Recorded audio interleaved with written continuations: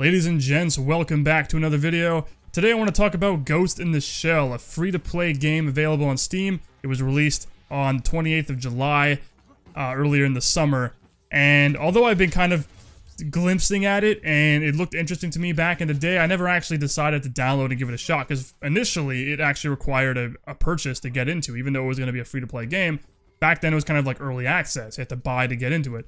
But for about a month and a half now, I believe, it was always available to download for free. I just never got around to it. So I finally decided to bite the bullet. I was like, you know what? I've seen a lot of videos on this. I've occasionally, well, a lot of videos. I've watched like maybe one or two. And it just seemed interesting. It kind of looked like the aesthetic of Blacklight. And it kind of had, it was like a fast-paced shooter. So it kind of intrigued me in that sense. And today I gave it a shot. Played about 2 hours of it. And I gotta say, I had a blast. Now, obviously, this is kind of like a stray from, you know, tactical shooters and the like that I really enjoy. But again, I also enjoy high-speed, ridiculous shooters like this where skill and reflexes usually prevail. And that's exactly what this game offers. In fact, I went into this game completely blind. Like, it's based on an anime series, which I never even heard about until I heard about this game and heard it was based on an anime series. And of course, I was like, all right, well, let's you know, how is it gonna play? Like, what's the entire point of the game? Like, does it tie into the anime in any way? Is it gonna be like, what's the structure of the game modes? Like, what's going on? And it plays a lot like, obviously, most shooters out there. I mean, you got the ADS mechanics, you got sprint, and you have abilities you can use that is tailored to each specific operative. So it kind of reminds me a lot of Dirty Bomb. If you guys have ever played or heard of Dirty Bomb, it's a lot like that. And I put like 44 hours on that game back in the day because I thoroughly enjoyed that game as well, as a high-speed kind of like team-oriented type of shooter. So I decided to give this a go, and like I said, it's kind of a culmination of many things. Like, it's a high-speed shooter, kind of looks like Blacklight had a baby with Dirty Bomb, which in my mind is excellent. And it's a very responsive shooter. All the weapons feel amazing to fire. Like, they have insane recoil. The first time I fired the M4, it was like, you're trying to hold down and fire in fully automatic, and it's like, it's all over the place. You cannot, well, I mean, you can control it, but it's a lot more difficult, especially when you're shooting at range.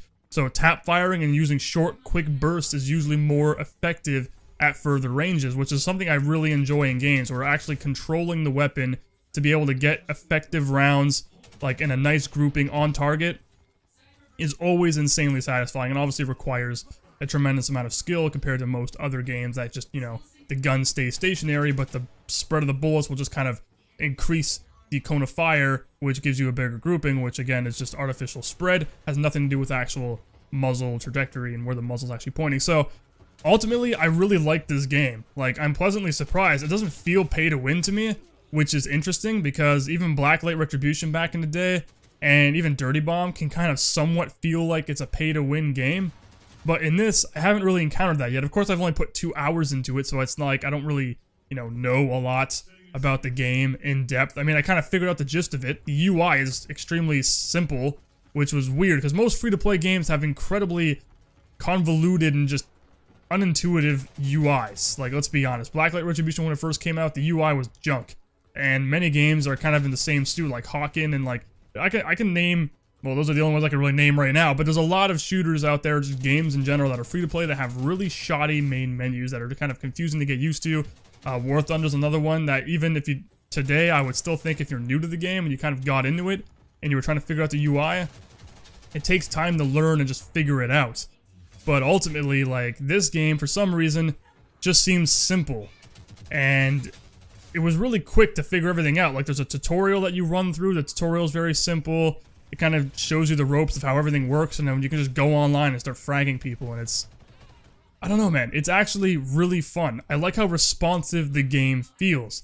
One of the things I've took notice of is that when you're playing the game and you're getting shot at, but if you manage, like, let's say you die, right? You're getting shot, but you shot back accurately at someone's face.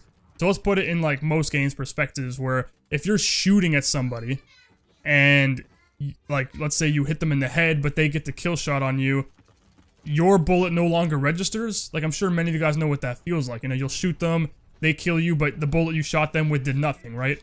In this game, I've gotten so many headshots as I was dying. Like, they would be shooting at me, but I just quickly got a shot off to the head, which would kill them as they killed me.